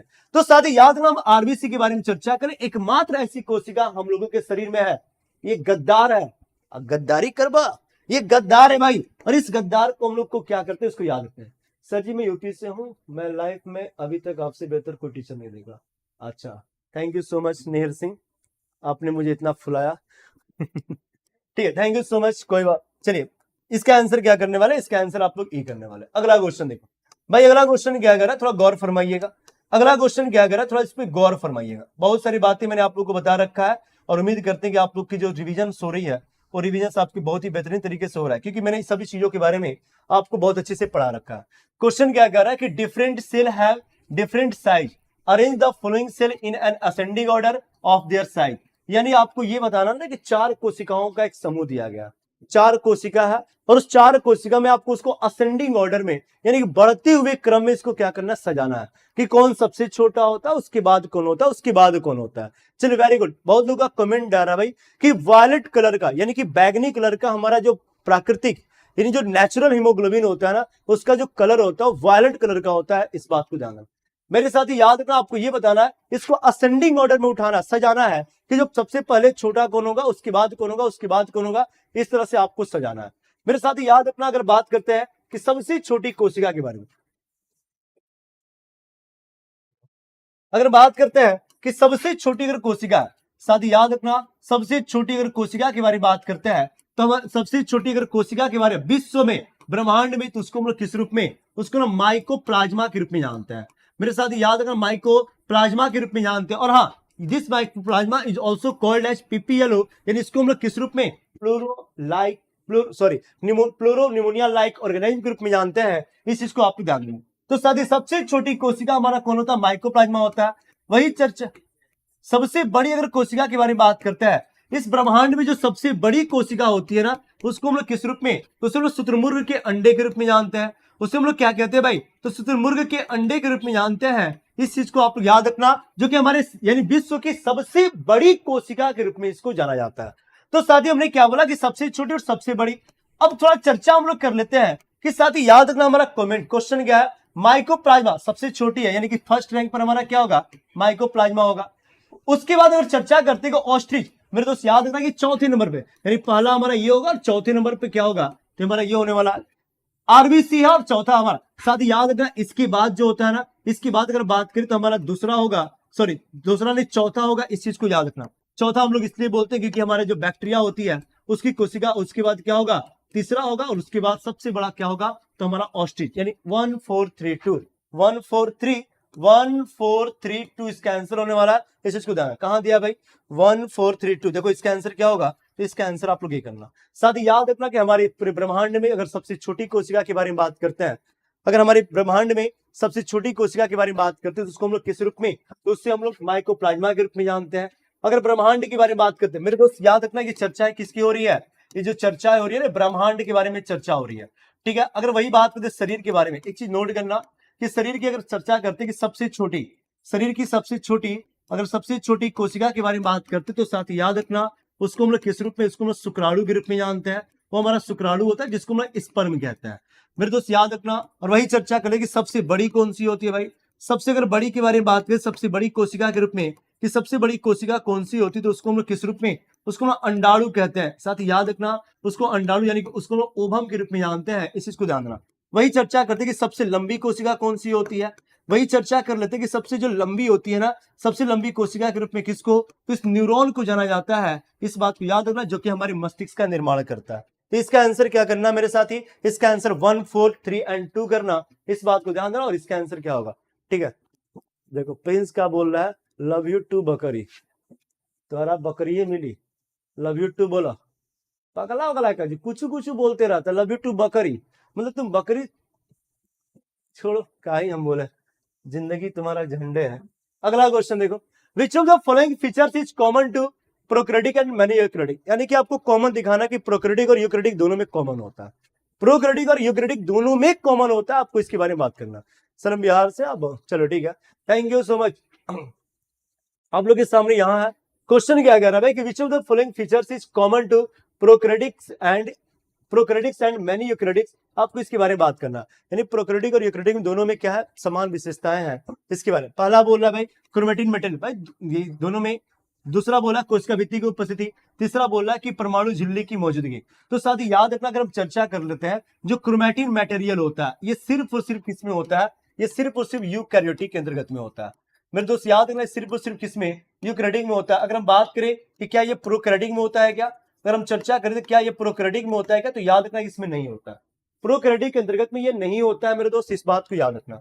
साथ ही जो क्रोमेटिन सामग्री है यही आगे विकसित होकर, साथ ही याद रखना यही विकसित होकर क्या करता है, विकसित होकर गुणसूत्र का निर्माण करता है।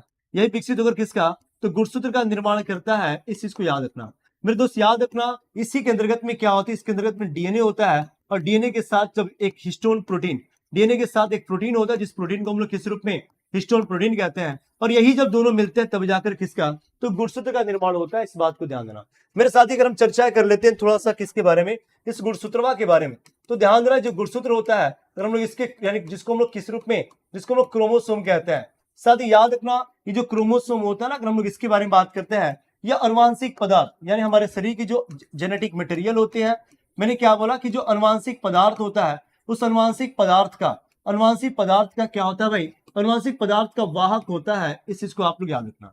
साथ ही वही गुणसूत्र है जिसके बारे में चर्चा कर, जिसका जो निर्माण होता है ना, जिसका निर्माण, एक बार सभी लोग कमेंट करना, तो थोड़ा देखिए कितने लोग कंसंट्रेशन के साथ देख रहे हैं, सभी लोग कमेंट करना, गुणसूत्र का निर्माण किसके किसके द्वारा होता है, सभी लोग कमेंट करना भाई।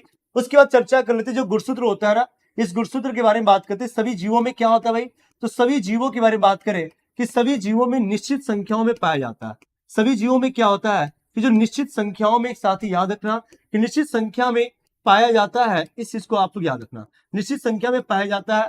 साथ ही याद रखना यह सदैव क्या होता है, हम बोल सकते हैं सदैव जोड़ा में होता है मेरे दोस्त, सदैव जोड़ा में होता है, इस चीज को आप लोग याद रखना। जिसको हम बात करें किसके बारे में, तो गुणसूत्र के बारे में। एग्जाम्पल के तौर पर बात करते हैं भाई कि जो मानव होते हैं ना, ये जो मानव होते हैं, हम भी मानव है और आप भी मानव है, मानव में गुणसूत्र की संख्या कितना होते हैं, तो 23 पेयर होता है, जिसमें से हम लोग दो भागों में इसको बांटेंगे, एक हमारा 22 पेयर होता है भाई, और एक हमारा क्या होता है, एक पेयर होता है, इस चीज को ध्यान देना। ये जो 22 पेयर है उसको हम लोग किस रूप में, उसको हम ऑटोसोम के रूप में जानते हैं, इस चीज को ध्यान देना। जबकि जो एक पेयर होता है उसको हम लोग किस रूप में, तो उसको हम लोग अलोसोम्स के रूप में जानते हैं, इस और साथ ही साथ इसको हम लोग किस रूप में, तो सेक्स क्रोमोसोम के रूप में जानते हैं, इस चीज को आप लोग याद रखना। साथ ही ये या तो XX हो सकता है या तो XY होता है, और आप तो जन्म नहीं करते हैं जी कि XX किस में होता है, महिलाओं में होता है, और XY किस में होता है, पुरुषों में होता है। और यहीं से पता चलता है कि कोई बच्चा जो पैदा होने वाला है, ये बताओ कि जो बच्चे का जो लिंग का निर्धारण होता है वो किसके ऊपर डिपेंडेंट होता है। साथ ही इसका जो निर्माण होता है डीएनए के साथ साथ हिस्टोन प्रोटीन जो होता है ना मेरे दोस्त, याद रखना, बहुत लोगों का कमेंट आ रहा है कि हिस्टोन प्रोटीन और डीएनए के साथ मिलकर हमारे इस क्रोमोसोम का निर्माण होता है। चलो वेरी गुड, आप लोग इसी तरह कंसंट्रेशन के साथ पढ़ते रहिए और मेरी दुआएं आप लोग के साथ रहेगी, ठीक है। तो साथ ही याद रखना हम मानव में क्या होता है, मानव में 23 पेयर होता है, इस चीज को ध्यान रखना, ठीक है। तो साथ ही जो ऑटोसोम होता है ना, जिसको हम लोग समरूपता कहते हैं, ये क्या होता है, तो महिला और पुरुष दोनों में समान होता है, और बाकी एक पेयर को हम लोग किस रूप में, तो XX। साथ ही याद रखना जो बच्चे का लिंग का निर्धारण होता है ना, वो पिता के गुणसूत्र पर डिपेंडेंट होता है, क्योंकि यहाँ पर आप देख रहे हो ना XY है भाई, जब XX होगा तो लड़की का जन्म होगा, और जब XY होगा तो लड़का का जन्म होता है, ठीक है। तो याद रखना इसका आंसर क्या होने वाला है, इसका आंसर जो है आप लोग ए करना, क्योंकि यह जो है प्रोकैरियोटिक में नहीं पाया जाता है, लेकिन यूकैरियोटिक में पाया जाता है। और वही पूछ रहा है कि इसमें विशेषता कौन सी विशेषता यूकैरियोटिक दोनों के लिए आम है, मतलब कि ये हमारी क्या होगी, इसका आंसर ए करना। अच्छा एक मिनट, आम विशेषता के बारे में बात करना, सॉरी, साथ याद रखना, ये सब कहानी तुम्हारी क्रोमेटिन जाल की थी। इसका आंसर आप लोग बी करना, क्योंकि कोशिका भित्ति दोनों में पाई जाती है। सॉरी, इसका आंसर बी करना, इसका आंसर क्या करना, इसका आंसर आप लोग बी करना, क्योंकि दोनों में पूछ रहा है कि दोनों के लिए कॉमन है, तो इसका आंसर क्या होगा, कोशिका भित्ति होगा। ठीक है, चलो अगला क्वेश्चन। अगला क्वेश्चन क्या है सर जी, कैंडल जला क्या, अच्छा ठीक है भाई, ठीक है। चलो अगला क्वेश्चन क्या कह रहा है, अगला क्वेश्चन देखो, प्लाज्मा झिल्ली के द्रव मोजाइक मॉडल को प्रस्तावित किसने किया था। भाई प्लाज्मा झिल्ली के बारे में बात कर रहे हैं, ध्यान देना, प्लाज्मा झिल्ली को हम लोग किस रूप में, उसको हम लोग कोशिका झिल्ली भी कहते हैं। साथ ही याद रखना, कोशिका झिल्ली, अगर बात करें प्लाज्मा झिल्ली, कोशिका झिल्ली के बारे में चर्चा कर रहे हैं, इसका जो फ्लूइड मोजाइक मॉडल है इसके बारे में बात कर रहे हैं। इस साथ ही याद रखना कि फ्लूइड मोजाइक मॉडल को किसके द्वारा दिया गया था, आपको इसके बारे में कमेंट करना। ठीक है, आज खिल रहा है गुरुजी, क्या बात है, आप ही लोग का दुआ है कि हमको खिलखिला रहा है, लेकिन नहीं, अभी और ज्यादा खिलाना चाहते हो तो एक बार सेशन को शेयर कर दो। ठीक है, मैंने क्या बोला साथी, कोशिका झिल्ली द्रव मोजाइक मॉडल, यानी इसकी जो है फ्लूइड मोजाइक मॉडल को किसके द्वारा दिया गया था, आपको इसके बारे में बात करना है।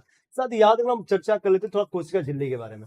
मेरे दोस्त याद रखना, कोशिका झिल्ली की कहानी हम चर्चा करें, कोशिका झिल्ली कुछ हमारी इस प्रकार से दिखती है, यानी हम बोल सकते हैं एज लाइक सैंडविच। सैंडविच तो आप खाए होगे ना, सैंडविच तो आप खाए होगे। साथ ही याद रखना, जो सैंडविच होता है ना, वो ऊपर भी एक लेयर होता है, नीचे भी एक लेयर होता है, और बीच में मटेरियल्स भरे होते हैं।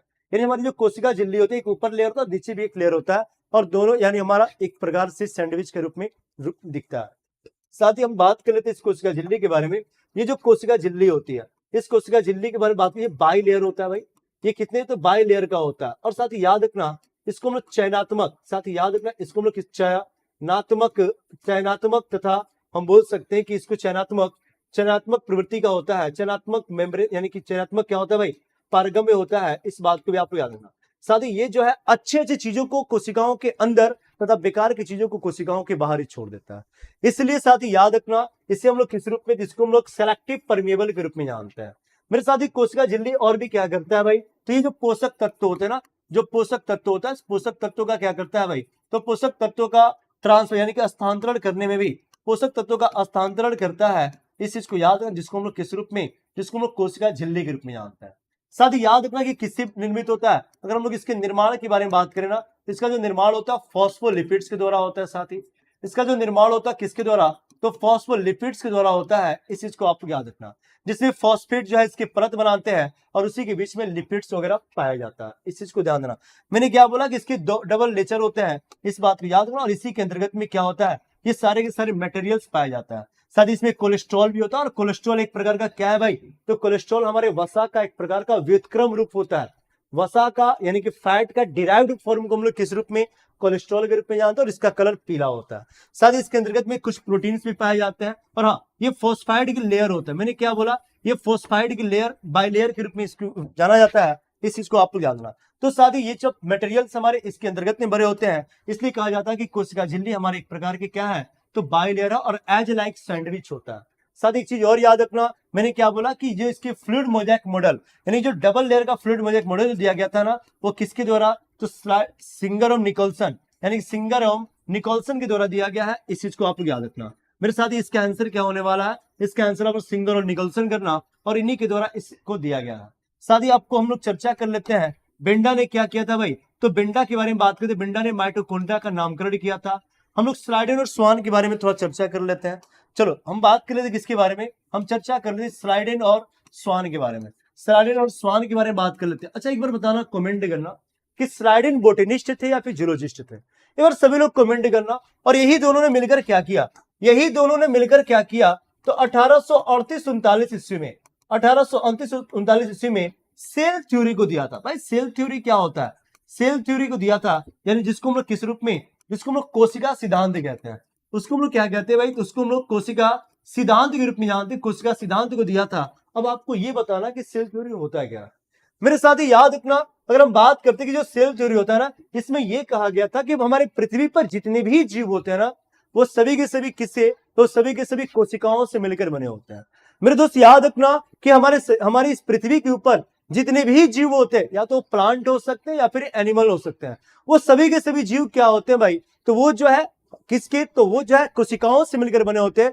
और उन कोशिकाओं के मध्य में मेरे दोस्त याद रखना एक न्यूक्लियस होता है, जो सभी कोशिकांगों का नियंत्रण करता है। तो इस सिद्धांत को किसके द्वारा, तो स्लाइडेन और स्वान के द्वारा दिया गया था, जिसमें स्लाइडेन क्या थे भाई, तो स्लाइडेन बोटेनिस्ट थे। मेरे दोस्त याद रखना कि स्लाइडेन जर्मन बोटेनिस्ट थे, लेकिन हम स्वान के बारे में बात करते हैं, स्वान क्या थे, तो जूलॉजिस्ट थे। इस बात को भी आपको याद रखना। मेरे दोस्त इन्होंने इस बात को बताने में असक्षम रहा कि हमारे शरीर में कोशिकाओं का निर्माण होता कैसे है। मेरे साथ ही याद रखना कि जो कोशिकाओं का निर्माण, इसलिए इसके सिद्धांतों को मॉडिफाइड करते हैं एक साइंटिस्ट, और साइंटिस्ट ने क्या किया, तो मॉडर्न सेल थ्योरी दिया। मेरे दोस्त याद रखना कि modern cell theory was proposed by, ये किसके द्वारा, तो साथ ही याद रखना कि रुडोल्फ, मेरे दोस्त याद रखना मैंने क्या बोला कि जो रुडोल्फ विर्चो है, रुडोल्फ जो विर्चो है, उनके द्वारा 1855 ईस्वी में कोशिका की आधुनिक सिद्धांत को दिया गया, और उन्होंने बताया कि हमारे शरीर में कोशिकाओं का निर्माण स्वतः होता है। हमारे शरीर में क्या होती है, तो पुरानी कोशिकाएं विभाजित होकर, मेरे दोस्त याद रखना, हमारे शरीर में पुरानी कोशिकाएं विभाजित होकर क्या होती है, तो दो छोटी छोटी नई कोशिकाओं का निर्माण करता है। इस बात को याद रखना। साथ ही जिस कोशिका का विभाजन होता है ना, उसको हम लोग किस रूप में, उसको हम मातृ यानी उसको मातृ या पितृ कोशिका के रूप में जानते हैं। इस चीज को याद रखना, जिसको हम लोग क्या कहते हैं भाई, जिसको हम लोग पेरेंट सेल कहते हैं, जिसको हम लोग क्या कहते हैं, तो पेरेंट सेल कहते हैं। और जो कोशिका हमारा निर्मित होता है उसको हम लोग क्या कहते हैं, उसको हम लोग संतति कोशिका कहते हैं। जिसको संतति कोशिका कहने का मतलब, इसको हम लोग किस रूप में, तो डॉटर सेल के रूप में जानते हैं। इस चीज को आपको याद रखना। तो साथ ही अगर क्वेश्चन पूछता है कि cell theory was proposed by, then you have to say Schleiden and Schwann, but modern cell theory was proposed by, तो साथ ही याद रखना रुडोल्फ विर्चो, जिन्होंने बताया था कि हमारे शरीर के अंतर्गत में जितनी भी पुरानी कोशिकाएं होती हैं वो विकसित होते, और विकसित होने के बाद दो अलग अलग नई कोशिकाओं का निर्माण करता है। और इसको सबसे पहले 1855 ईस्वी में रुडोल्फ विर्चो के द्वारा देखा गया था, और वहीं से कोशिका सिद्धांत निकल कर आई थी। अगला जो हमारा सेशन होने वाला है, जिसके अंतर्गत में सेल डिवीजन को पढ़ेंगे, कोशिका विभाजन, तो उसमें मैं आपको बताऊंगा कि कोशिका विभाजन आखिर होता कितने चरणों में है, होता कैसे है, होता कितने चरणों में है और होता कैसे है, इसके बारे में हम लोग नेक्स्ट क्लास में बात करने वाले हैं। तब तक हम चलते हैं अगले क्वेश्चन पर।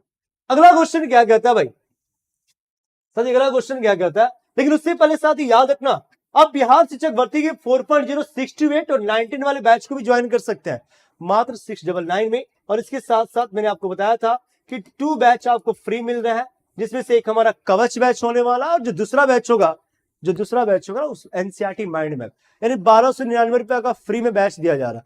पहली बार ऐसा किया जा रहा है टीआरई 4 के छात्रों के लिए। इसके बाद ऐसा कुछ होने वाला नहीं है, ऐसा कुछ होने वाला नहीं है। और आप तो जन्म में करते हैं जी कि बिहार शिक्षक भर्ती का मतलब ही होता है द ऑफिसर्स एकेडमी। बिहार शिक्षक भर्ती का मतलब क्या होता है मेरे दोस्त, द ऑफिसर्स एकेडमी होता है। आप तो जन्म में करते हैं जी। टोनोप्लास्ट क्या है भाई, हे भाई ये क्या आ गया, एक नया वर्ड आ गया टोनोप्लास्ट।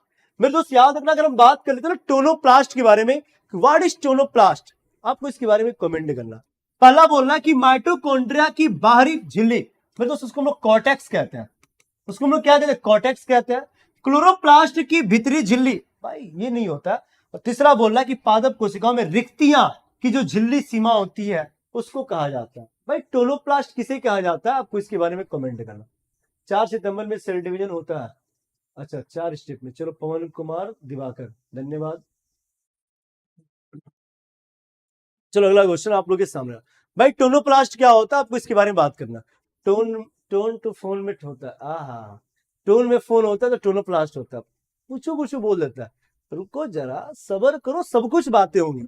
मैंने क्या बोला, टोनोप्लास्ट क्या होता है। मेरे दोस्त याद रखना, आप देख रहे हो ना, ये हमारा क्या, ये हमारा वैक्यूल है। मेरे साथ ही वैक्यूल के बारे में बात करते हैं। ये वैक्यूल कहाँ पाया जाता है, ये पादप में पाया जाता है क्या, हाँ। जंतु में पाया जाता है क्या, हाँ। लेकिन ध्यान रखिए पादप में बड़ी आकृति में होता है। पादप के अंतर्गत में इसकी आकृति कैसी होती है, बड़ी होती है। लेकिन जंतु में इसकी आकृति क्या होती है, छोटी छोटी होती है। छोटी छोटी आकृति में जंतुओं के अंतर्गत में पाया जाता है। इस चीज को याद है, जिसको हम लोग किस रूप में, वैक्यूल्स कहते हैं। इसको हम लोग क्या कहते हैं भाई, उसको हम लोग रिक्तियां कहते हैं। मेरे दोस्त याद रखना, ये जो है इसी की जो बाहरी लेयर आप लोग देख रहे हो ना, इसी की जो बाहरी लेयर है उसी को हम लोग किस रूप में, मैंने क्या बोला, इसी की जो बाहरी लेयर है उसको हम लोग क्या कहते हैं भाई, उसी को हम लोग टोनोप्लास्ट कहते हैं। यानी हमारे आंसर क्या होने वाला है, तो membrane boundary to the vacuole of a plant cell. इस चीज को याद रखना, जिसको हम लोग क्या कहते हैं, जिसको हम लोग टोनोप्लास्ट के रूप में जानते हैं। इस चीज को ध्यान देना। तो साथ ही हमारी कहानी जो है टोनोप्लास्ट पे चल रही है। साथ ही एक चीज और याद रखना कि जो टोनोप्लास्ट होता है ना, ये आखिर करता है क्या भाई, तो जो भी हमारे उत्सर्जित पदार्थ होते हैं उस उत्सर्जी पदार्थ भी हो गया। साथ ही साथ हम बोल सकते हैं भाई उत्सर्जनीय अपशिष्ट पदार्थ लिख सकते हैं भाई, जो हमारे शरीर जो हमारी कोशिकाओं के अंतर्गत में अपशिष्ट पदार्थ हो गया। साथ ही साथ अगर हम बात करते हैं जो जल होता है ना, इन सबका जो संग्रह अपशिष्ट पदार्थ था जल का जो संग्रह करता है वो कौन करता है भाई, तो हमारा कौन करता है, उसको हम लोग किस रूप में, तो साथ याद है उसको हम लोग रिक्तियां के रूप में जानते हैं। तो साथ ही याद है ना, रिक्तियां की आकृति पादपों में बड़ी आकृति में होता है, लेकिन जो जंतु होते हैं ना उससे छोटी छोटी आकृति में पाया जाता है। इस चीज को आप लोग ध्यान देना, समझ में आ रहा है ना। तो साथ ही इसका आंसर क्या करने वाला है, इसका आंसर आप लोग मेम्ब्रेन। मेरे दोस्त इस चीज को आप लोग याद रखना। अगले क्वेश्चन के बारे में बात कर रहे हैं भाई, और अगला क्वेश्चन क्या कर रहा है, थोड़ा गौर फरमाइएगा। अब गौर किसे फरमाइएगा, तो हम फरमा रहे हैं। देखो क्वेश्चन क्या कह रहा है, क्वेश्चन ये कह रहा है साथी, क्वेश्चन कह रहा है कि निम्नलिखित कथनों में से कौन सा पादप और प्राणी कोशिकाओं के बीच सामान्य अंतर के बारे में सही है। यानी सामान्य अंतर को आपको बात करना, सामान्य अंतर के बारे में सही है। ठीक है, सब लोग कमेंट करना भाई, सभी लोग कमेंट करना इसका आंसर क्या होने वाला। पहला ऑप्शन क्या बोल रहा है कि पादप कोशिकाओं में सेलुलोज कोशिका भित्तियां पाई जाती है, सही बात है, जबकि प्राणी कोशिकाओं में कोशिका भित्ति नहीं। हाँ बिल्कुल 100% सही बात बोल रहा है, ये तो सत्य है। दूसरा बोल रहा है कि पादप कोशिकाओं में प्लाज्मा झिल्ली नहीं होती, नहीं ये गलत बोल रहा है भाई, पादप कोशिका में भी पादप झिल्ली प्लाज्मा झिल्ली होता है। तीसरा बोल रहा है कि परिपक्व पादप कोशिकाओं में एक बृहत रसधानी, भाई रसधानी यानी कि बात करें किसके बारे में, इस रिक्तियां के बारे में बात कर रहा है। अभी जस्ट मैंने बोला कि इसमें पाया जाता है, जबकि प्राणी कोशिका में छोटी छोटी रसधानी। यानी हमारा पहला भी सही है और तीसरा भी सही है, यानी इसका आंसर क्या करना 1 और 3 करना, यानी इसका आंसर आप लोग सी करोगे। इसका आंसर क्या करना 1 और 3 करना, यानी इसका आंसर आप लोग 3 करना। इस चीज को आप लोग ध्यान देना। तो साथ ही मैंने क्या बोला कि पादप कोशिका, मेरे साथ ही एक तरफ हम बात करते पादप कोशिका के बारे में और एक हमारा जंतु कोशिका।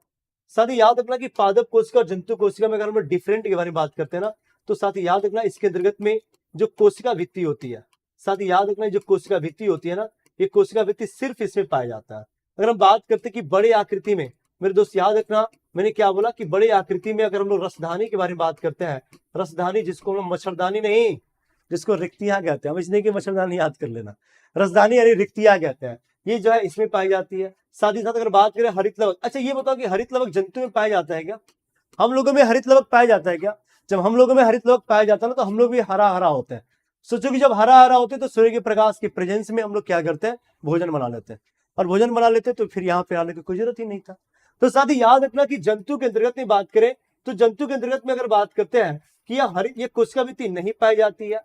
ये जो है अगर बात कर लेते हैं भाई रसधानी, बड़ी नहीं, रसधानी जो है छोटी आकृति में होता है। मेरे साथ ही याद रखना जो रसधानी होती है उसकी आकृति कैसी होती है, ये छोटी आकृति में होता है, इस चीज को आप लोग याद रखना। जबकि हम बात करते हैं क्या इसके अंतर्गत में हरित लवक, तो हरित लवक भी नहीं पाया जाता है, इस बात को याद रखना। साथ ही इसके अंतर्गत में अगर चर्चा करें, एक हमारा सेंट्रोसोम होता है, ध्यान देना कि जो सेंट्रोसोम होता है जो कि कोशिका विभाजन में मदद करता है, इससे तो पाया जाता है लेकिन इसके अंतर्गत में नहीं पाया जाता है, इस बात। तो ये हमारा डिफरेंट है, ये हमारा डिफरेंस है, और इस डिफरेंस को आपको याद रखना होगा। इस डिफरेंस से हमारे क्वेश्चन पूछे जाते हैं कि ऐसे कौन सी कोशिकांग है जो पादप कोशिका को जंतु कोशिका से अलग करता है, तो याद रखना उसको हम लोग कोशिका भित्ति कहते हैं, बड़े आकार की रसधानी कहते हैं, और हरित लवक कहते हैं। उसे क्या कहते हैं भाई, हरित लवक कहते हैं।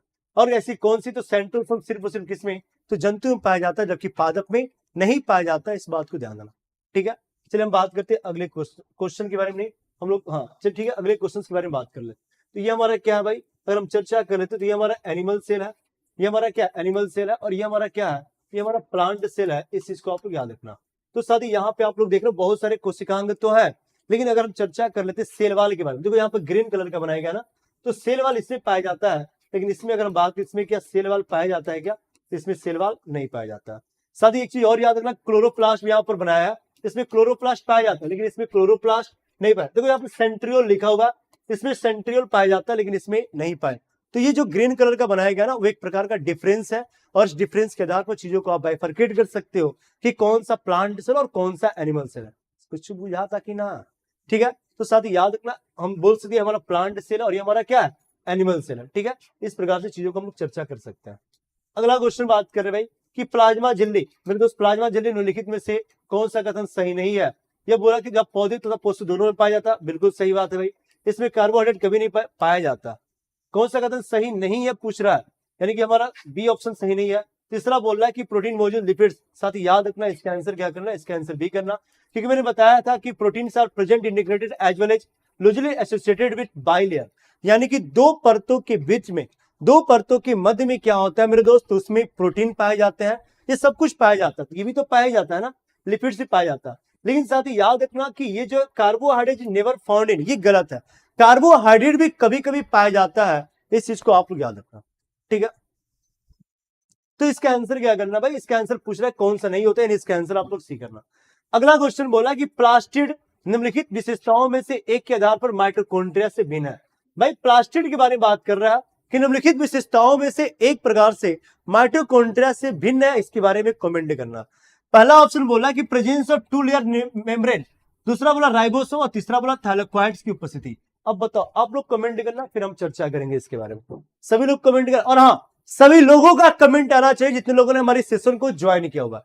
सभी लोग का कमेंट आना चाहिए जितने लोगों ने हमारी सेशन को ज्वाइन किया। सब लोग कमेंट करना भाई, इसका ए बी सी डी सब लोग करना भाई, ए बी सी डी सब लोग करना।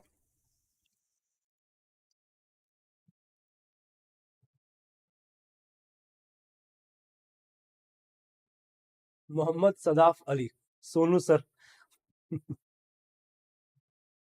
हाँ बोलो भाई। चलो अगला क्वेश्चन मैंने क्या बोला कि माइटोकॉन्ड्रिया से भिन्न है। भाई प्लास्टिड, यानी हम बात करें किसके बारे में, हम चर्चा करें क्लोरोप्लास्ट। भाई याद रखना कि जो प्लास्टिड होता है ना, इस प्लास्टिड जिसको हम लवक कहते हैं, मैंने क्या बोला, जो प्लास्टिड होता है जिसको हम लोग क्या कहते हैं, जिसको हम लवक के रूप में जानते हैं। मेरे साथ जो लवक होते हैं तीन प्रकार के होते हैं। लवक कितने, तीन प्रकार का होता है। जो एक होता है उसको हम लोग किस रूप में, उसको हम लोग क्लोरोप्लास्ट कहते हैं, इस बात को याद रखना। जो दूसरा होता है उसको हम लोग किस रूप में, उसको हम लोग क्रोमोप्लास्ट के रूप में जानते हैं, इस बात को याद रखना। जो तीसरा होता है उसको हम लोग किस रूप में, तो साथ ही याद रखना, उसको हम लोग किस रूप में, तो ल्यूकोप्लास्ट के रूप में जानते हैं, इस चीज को याद रखना।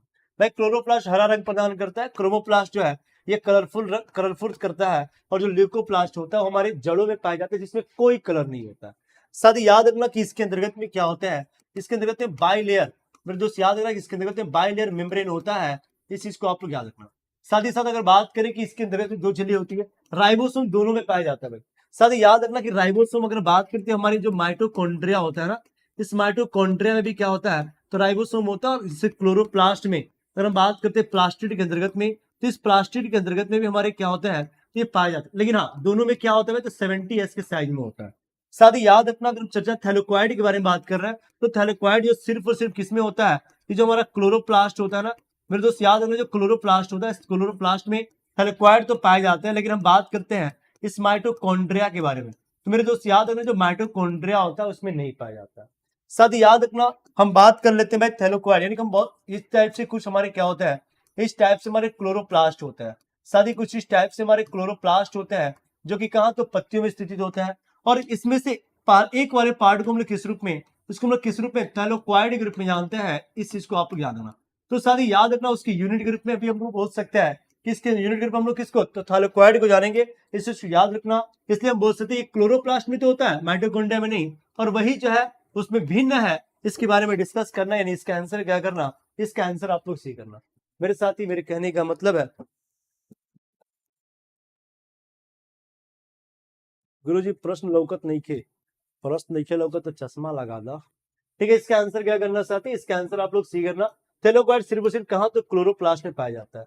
मेरे दोस्त याद रखना, मैंने देखो यहाँ पे मेरे फिगर बना रखा है, ये फिगर में हमने क्या लिखा है, ये हमारा एक प्रकार का क्लोरोप्लास्ट है, ठीक है। और ध्यान देना कि इसकी जो एक परत होता है उसको हम लोग किस रूप में, तो थैलेक्वाइड मेम्ब्रेन के रूप में जानते हैं, जो उसकी झिल्ली होती है। और हाँ इसी के ऊपर में क्या होता है, यही हमारा क्या होता है, एक प्रकार का थैलेक्वाइड होता है।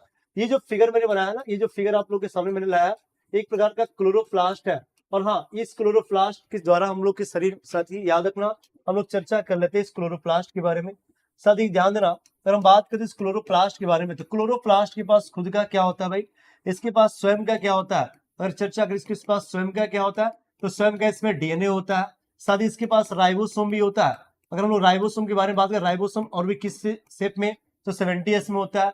जो क्लोरोप्लास्ट होता है साथ ही ये पादप को क्या करता है, तो पादप को हरा रंग प्रदान करता है। पादप को क्या करता है, पादप को हरा रंग प्रदान करता है, इस चीज को आप याद रखना। साथ ही क्लोरोप्लास्ट में एक वर्णक पाए जाते हैं, उस वर्णक को हम लोग किस रूप में, उस वर्णक को क्लोरोफिल कहते हैं। अच्छा एक बार कमेंट करना भाई कि क्लोरोफिल में कौन सा, साथ ही याद रखना कि क्लोरोफिल में कौन सा धातु पाया जाता है, एक बार सभी लोग कमेंट करना, जिसका फॉर्मूला C55H72 MgN4 O5 होता है। यानी बोल सकते हैं जो क्लोरोफिल का जो संगठन है ना, अगर इस क्लोरोफिल के संगठन के बारे में बात करते हैं तो उसमें कार्बन है, हाइड्रोजन है, मैग्नीशियम है, नाइट्रोजन है और ऑक्सीजन है। और एक क्वेश्चन पूछा हुआ है कि निम्नलिखित में से कौन क्लोरोफिल का संगठन नहीं है। याद रखना साथी, जो क्लोरोप्लास्ट होता है इसकी हम बात करें, यहाँ पर क्या होता है तो यहाँ भोजन का निर्माण होता है।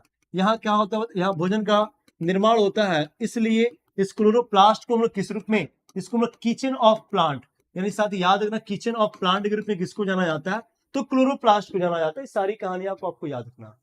इधर छोटे छोटे लिखे हैं, ऐसे में अखियां खराब ना हो जाएगी। अच्छा ये बात वाह, ठीक है।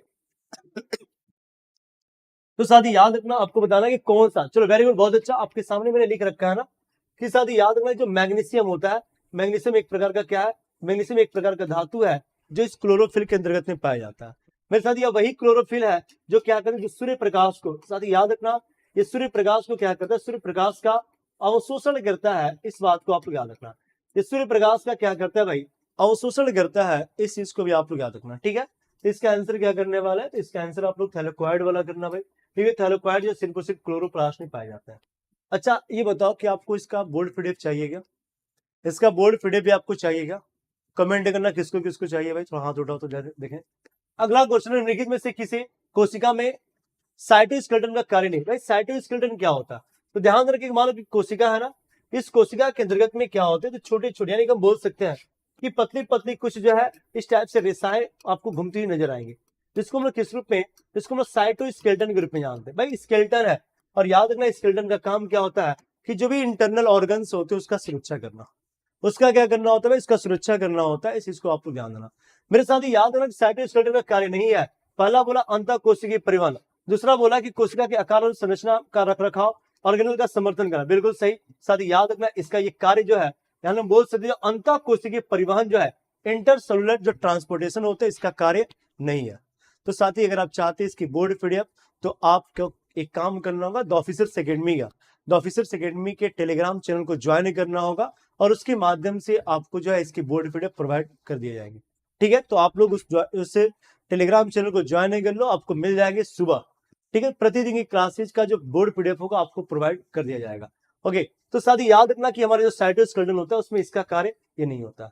अगला क्वेश्चन बात कर रहे हैं, एक क्वेश्चन सेकंड लास्ट क्वेश्चन होगा हमारे सेशन का। अगला क्वेश्चन क्या कह रहा है भाई कि कोशिका का कौन सा भाग कोशिका की गतिविधियों का नियंत्रण करता है। अच्छा आप लोग बताओ, इसके कमेंट करना भाई, सभी लोग कमेंट करना। एंडोप्लाज्मिक रेटिकुलम साइटोस्केलेटन होता है, नहीं वो अलग होता है। सभी लोग कमेंट करना भाई, सभी साथी कमेंट करना कि कोशिका का कौन सा भाग कोशिका की गतिविधियों का नियंत्रण करता है, यानी साइट ऑफ कंट्रोल के रूप में जाना जाता है। मैंने क्या बोला, उससे हम लोग क्या कहते हैं, इसको हम लोग साइट ऑफ कंट्रोल के रूप में जानते हैं। आपको इसके बारे में चर्चा करना। मेरे दोस्त याद रखना कि साइट ऑफ कंट्रोल के साथ साथ उससे हम लोग किस रूप में, उसको लोग ब्रेन ऑफ सेल कहते हैं, ब्रेन ऑफ सेल कहते हैं। अब तो मिल गया ना, उसको हम लोग और किस रूप में, उसको लोग मैनेजर ऑफ सेल भी कहते हैं दोस्त, उसको लोग मैनेजर ऑफ सेल कहते हैं। तो साथ ही याद रखना, manager of cell, brain of cell और साइट ऑफ कंट्रोल के रूप में किसको जाना जाता है, तो न्यूक्लियस को जाना जाता है। इस बात को याद रखना। अब बातें हम लोग थोड़ा न्यूक्लियस की कर लेते हैं भाई, मोस्ट इंपोर्टेंट है कि इसकी खोज किसने किया था। इसकी जो खोज किया था एक साइंटिस्ट है, जिस साइंटिस्ट को हम लोग रॉबर्ट ब्राउन के नाम से जानते हैं, और इस यही रॉबर्ट ब्राउन ने इस केंद्र का खोज किया था। अच्छा एक बार कमेंट करना भाई कि रॉबर्ट ब्राउन ने जब न्यूक्लियस का खोज किया था वो कहां किया था, उसका लोकेशन क्या था, एक बार सभी लोग कमेंट करना। तो सदी जो न्यूक्लियस होता है, ये जो न्यूक्लियस हमारे कोशिका के मध्य में, और साथ ही याद रखना इसी न्यूक्लियस के कितने भाग होते हैं, तो इस न्यूक्लियस के 4 भाग होते हैं। 4 भाग में एक हमारा क्या होता है भाई, एक को हम लोग केंद्रक झिल्ली यानी न्यूक्लियर मेम्ब्रेन के रूप में जानते हैं। इस चीज को आप लोग याद रखना। जो दूसरा होता है साथ ही उसको हम लोग किस रूप में, उसको हम लोग केंद्रिका के रूप में जानते हैं। जो तीसरा होता है उसको हम लोग क्या कहते हैं भाई, उसको हम लोग क्रोमेटिन जाल। मेरे दोस्त याद रखना, उसको हम लोग क्रोमेटिन जाल, और वही क्रोमेटिन जाल आगे विकसित होकर गुणसूत्र बना लेता है। और चौथा होता है उसको हम लोग न्यूक्लियोप्लाज्म, यानी उससे हम लोग केंद्रक द्रव के रूप में जानते हैं। इस चीज को जाना, ये हमारे नाभिक की कहानी है। साथ ही याद रखना इस नाभिक के अंतर्गत में डीएनए होता है, और हाँ ये जो डीएनए होता है ना वो डबल हेलिक्स में होता है। ये जो डीएनए होता है क्या होता है भाई, तो डबल हेलिक्स में होता है। इस बात को आप याद रखें, ठीक है। चलो कुछ लोग का कमेंट आ रहा, कुछ लोग का गलत है जरा। चलो साथ ही याद रखना, ये जो रॉबर्ट ब्राउन ने खोज किया था ना वो ऑर्किड प्लांट में किया था। ऑर्किड प्लांट के अंतर्गत में कुछ लोग का आंसर आ रहा और कुछ लोग का नहीं आ रहा, तो बहुत गलत बात है, ठीक है। सर आप ये बात क्लास में नहीं बताया था, अच्छा नहीं बताया था, ऐसा कुछ है क्या? चलो ठीक है, नहीं बता तो जान लो ना फिर। सद याद है ना, इसके अंदर में डीएनए होता है। और हाँ, ये जो हमारे इसके 4 भाग होते हैं, कौन कौन सा भाग, तो मैंने 4 भाग के बारे में आपको बताया। साथ ही याद रखना कि यही हमारा क्या है, ये हमारा केंद्रक है, ये हमारा क्या है, न्यूक्लियस है। साथ ही न्यूक्लियस में हम बोल सकते पूरे हमारे बहुत सारे छिद्र भी होते हैं। और हाँ, उसको हम न्यूक्लियर इन्वेलप या फिर मेम्ब्रेन के रूप में जानते हैं। न्यूक्लियोलस जिसको हम लोग क्या कहते हैं भाई, इसको लोग हिंदी में क्या कहते हैं, केंद्रिका कहते हैं। न्यूक्लियोप्लाज्म जिसको हम लोग क्या कहते हैं, जिसको हम लोग केंद्रक द्रव के रूप में जानते हैं, इस चीज को याद रखना। ये हमारा क्रोमेटिन जाल होता है और ये हमारा एंडोप्लाज्म। सो इसको आप लोग भूल जाओ क्योंकि इसका ये भाग नहीं है। तो ये जो 4 इसके भाग आप लोग देख रहे हैं, ये इसके 4 भाग होते हैं और यही 4 भाग मिलकर हमारे इस न्यूक्लियस का निर्माण करता है। और बाकी हम न्यूक्लियस के बारे में मैंने बताया कि ऑर्किड के प्लांट में इसकी खोज किया गया था। और खोज किसके द्वारा, तो रॉबर्ट हुक नामक साइंटिस्ट के द्वारा किया गया था। इसके पास डीएनए नाम का जेनेटिक मटेरियल होता है, इस बात को आप लोग याद रखें, ठीक है। इसका आंसर क्या करना भाई, इसका आंसर आप लोग बी करना। साइटोप्लाज्म के बारे में बात करते साथ याद रखना कि कोशिका झिल्ली, एक चीज याद रखना, मैंने क्या बोला कि जो कोशिका झिल्ली होती है मेरे दोस्त, याद रखना कोशिका झिल्ली तथा कोशिका झिल्ली तथा जो केंद्रक झिल्ली होता है ना, केंद्रक झिल्ली के मध्य द्रव, केंद्रक झिल्ली की मध्य का जो द्रव होता है, कि मध्य का जो द्रव होता है ना, उसको हम लोग किस रूप में, उसको हम लोग कोशिका द्रव कहते हैं। साथ ही कोशिका झिल्ली के बारे में ऑलरेडी बता रखा और इसका आंसर आप लोग बी करना। नेक्स्ट क्वेश्चन क्या हो रहा है, और आज के सेशन का हमारा लास्ट क्वेश्चन होगा भाई। क्वेश्चन क्या कह रहा है कि जीवद्रव में सर्वाधिक मात्रा में पाया जाने वाला पदार्थ कौन सा है। साथी अब इसके बाद आप क्या करिएगा ना, आपको जो है, ठीक है, आपको क्या करना है भाई कि इसके बाद आपको क्या करना है कि अपने एमसीक्यू को बनाना, और उम्मीद करते हैं आपके सारे के सारे एमसीक्यू बनेंगे। और नहीं बनेंगे तो अगर आप हमारे पेड बैच को, अगर आप हमारे ऑफलाइन बैच को, तो आप पढ़कर आइए, ठीक है। तो आप लोग जो है क्वेश्चन लेकर आइए, बाकी चीजों को हम लोग वहां पे सॉल्यूशंस को करेंगे, ठीक है। उम्मीद करते हैं आपके बन गए होंगे। अगला क्वेश्चन मैंने क्या बोला, अगला क्वेश्चन क्या है, अगला क्वेश्चन बोला कि जीवद्रव में सर्वाधिक मात्रा में पाया जाने वाला पदार्थ क्या है। भाई हम चर्चा करें प्रोटोप्लाज्म के बारे में। आपको पता है, आप जन्म में नहीं करते हैं जी, तो जो प्रोटोप्लाज्म होता है इसकी खोज किसने किया था, इसकी जो खोज किया था वो किसके द्वारा, तो पुरकिंजे के द्वारा। इसकी जो खोज किया गया था किसके द्वारा, तो पुरकिंजे के द्वारा किया गया था। जबकि नामकरण इसका किसने किया था, तो नामकरण जो डुजार्डिन के द्वारा किया गया था। साथ ही याद है जो प्रोटोप्लाज्म होता है ना, इसके 2 भाग होता है। प्रोटोप्लाज्म के 2 भाग होते हैं, कौन कौन सा, तो एक जो हमारा तरल भाग होता है, एक तरल भाग, और दूसरा क्या होता है, दूसरा हमारा ठोस भाग होता है। तरल भाग में कौन कौन सा होता है, तो एक को हम लोग किस रूप में, तो एक को हम लोग कोशिका द्रव कहते हैं। साथ ही याद रखना, एक हमारा क्या होता है, कोशिका द्रव होता है, और जो दूसरा होता है उसको हम लोग किस रूप में, उसको हम लोग केंद्रक द्रव के रूप में जानते हैं। तो ये जो दोनों होता है उसके साथ हम बोल सकते हैं कि जितने भी कोशिकांग होते हैं, साथ ही याद है जितने भी कोशिकांग होते हैं ना, ये सभी मिलकर क्या होता है, तो सभी मिलकर हमारे इस प्रोटोप्लाज्म का निर्माण करता है। इस चीज को आप लोग जान लो। अगर बात करें प्रोटोप्लाज्म के अंतर्गत में, तो साथ ही याद रखना कि इसमें जल तथा अगर हम बात करते हैं जो खनिज का रेशियो होता है ना, तो साथ ही याद रखना जल जो है लगभग 89% होता है। साथ ही याद रखना कि 90 और 10 के हम बारे में बोल सकते हैं कि कुछ इस परसेंट में 88 और 12% में क्या होता है, इसका रेशियो होता है। यानी इसके अंतर्गत में जल की मात्रा क्या होती है, तो ज्यादा होता है। तो साथ ही याद रखना, हम बात करते हैं इस प्रोटोप्लाज्म को, मेरे दोस्त याद रखना, हम बात करते हैं किसके बारे में, इस जीवद्रव को जीवन का भौतिक आधार, ये क्वेश्चन पूछा गया था भाई। याद रखना कि जीवन का, अगर हम बात करते हैं जीवन का जो भौतिक आधार के बारे में, कि जीवन का भौतिक आधार किसे कहा जाता है, तो याद रखना उसको हम लोग जीवद्रव के रूप में जानते हैं। और ये किसके द्वारा कहा गया है, या हैक्सली के द्वारा कहा गया है, इस बात को भी आप लोग याद रखना। हैक्सली के द्वारा जीवद्रव के इसको हम लोग किस रूप में, तो जीवन का भौतिक आधार के रूप में जानते हैं, ठीक है। तो साथ ही इस प्रकार से हम लोगों ने क्या देखा, ये हमारा इसका आंसर क्या होगा, इसका आंसर आप लोग सी करना। आज की कक्षा हमारी यहीं तक है और उम्मीद करते हैं कि आप लोग के क्वेश्चंस बने होंगे। और ये क्वेश्चन सिर्फ 15 क्वेश्चन नहीं है, अगर आप लोगों ने इसको मन से देखा होगा ना, तो लगभग जो है 150 से 200 क्वेश्चंस को मैंने निकाल कर रख दिया। और आपकी काबिलियत है कि आप उस क्वेश्चंस को कैसे अपने पास रख रहे हो। तो साथ ही आपको सेशन कैसा लगा इसके बारे में जरूर बताइएगा, मुझे आपके कमेंट का इंतजार रहेगा। फिर मिलेंगे अपने अगले एपिसोड में इसी जोश और इसी अंदाज के साथ, आना नहीं भूलिएगा। और कल की जो क्लासेज होंगी उसके अंतर्गत हम बात करेंगे सेल डिवीजन यानी कोशिका विभाजन के बारे में। तो आप जरूर जो है पढ़कर आइएगा, अपनी तैयारी को मजबूत। मिलते हैं फिर अगले एपिसोड में, तब तक के लिए गुड नाइट, जय हिंद, गुड नाइट, जय Hind and love you all, thank you.